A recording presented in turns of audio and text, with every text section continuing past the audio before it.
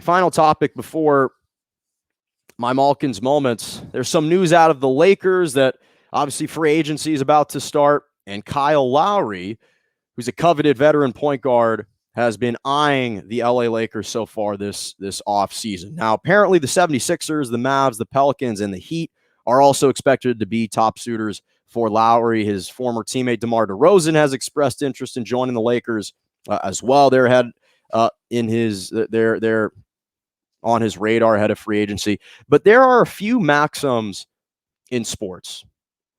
And there's one maxim right now that's applied to the NBA more so than anything else. And that is that aggressiveness wins. The teams that have been the most aggressive in the offseason, that have been the most bold, the most courageous, that have showed some gumption, those have directly resulted and led to wins. You look at the last 3 NBA champions. What do they all have in common? Aggressive off seasons. The Milwaukee Bucks just won the NBA title this past year. Who did they trade for? Who was their big offseason acquisition? Drew Holiday. Yes, they had to dip into the luxury tax. It resulted in a championship. 2 years ago, the Lakers made a big trade for Anthony Davis. They win a title. 3 years ago, the Toronto Raptors make a trade to sign Kawhi Leonard. Results in an NBA title. And when you're looking at LeBron James, we know that their main objective with the Lakers is to surround LeBron James with playmakers that will reduce his playmaking responsibilities and duties. That's what the Lakers want. That's what the Lakers need. And so when it comes to LeBron, when you look at his entire career, over the course of LeBron's career, throughout his entire career as an NBA player, he plays with the same types of guys. He wants proven veterans that are established in this league. Why did he go to Miami? Proven Dwayne Wade, an NBA champion. Proven all-star in Chris Bosh. Why did when he went to Cleveland, he traded away Andrew Wiggins for Kevin Love. He goes to the Lakers, has to play one season with Lonzo, B.I., Josh Hart, gets them shipped out of town, and brings in Anthony Davis. He's even trying to get rid of Kyle Kuzma on the team as well, which I don't blame him. Kyle Kuzma may need to go. And so he wants an established point guard and, more importantly, an established player that he can rely on to create and be consistent night in and night out. And the bottom line is the Lakers they desperately need a consistent veteran point guard. Dennis Schroeder, I think he's got the talent to be a top 3 player on a championship team. But the reality is he was grossly disappointing this postseason. And even though Dennis the Menace can be a really talented NBA player, he came up short. And his ego and his personality got in the way and kind of disrupted and muddled up the chemistry that existed within this team. The Lakers clearly don't want to sign him and have him be a part of their long-term future at the price that he's seeking.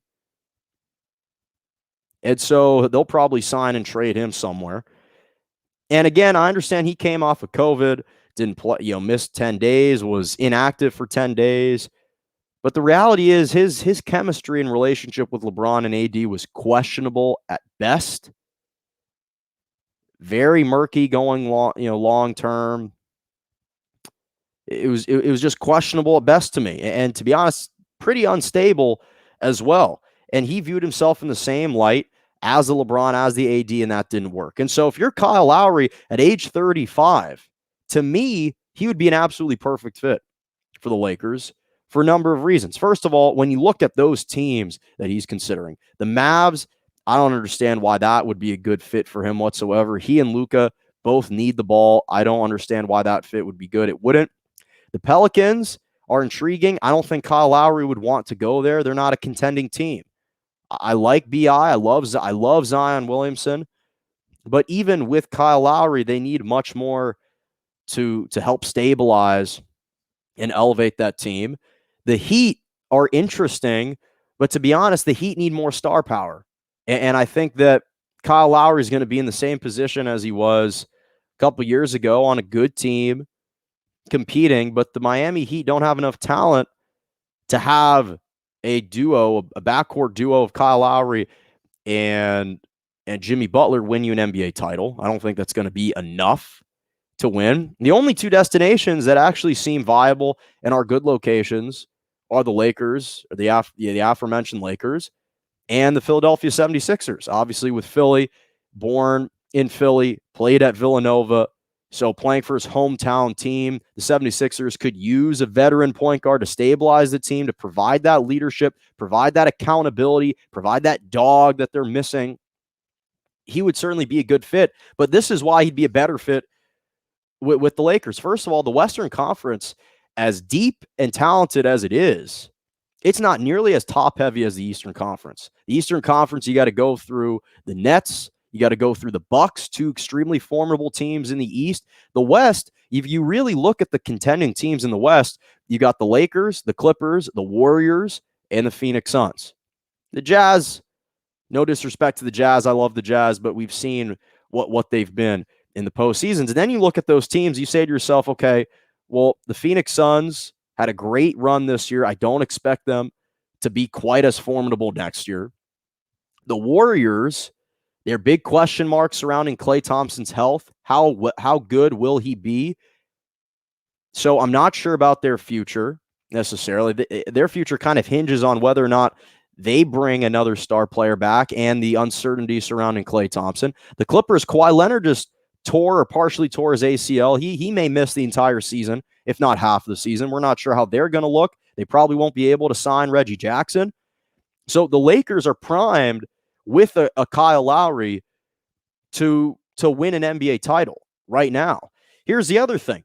If you're Kyle Lowry, you perfectly plug a hole and fill a void that the Lakers need. They need a veteran point guard who can play make for LeBron, can take off some of the responsibilities from LeBron. He can shoot the three ball. He can stretch the floor. And he will actually play a big role and be a big contributor on a Lakers team. He's not just going to be a little piece in the cog. He'll still be a major contributor, which I think is something that still is enticing to him. He doesn't want to feel like he's just a bench player or a role player. With the Lakers, he won't be.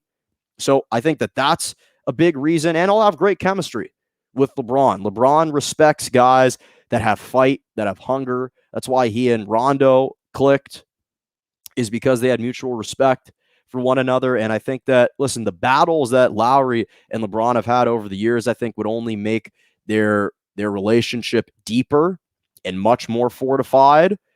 And I think that Kyle Lowry, again, will be a great influence on the team. I think the coaches love him, the players respect him, and he would be a great fit with the Lakers. Again, I think the 76ers are a good option too, but the Lakers are the better choice. All right, finally,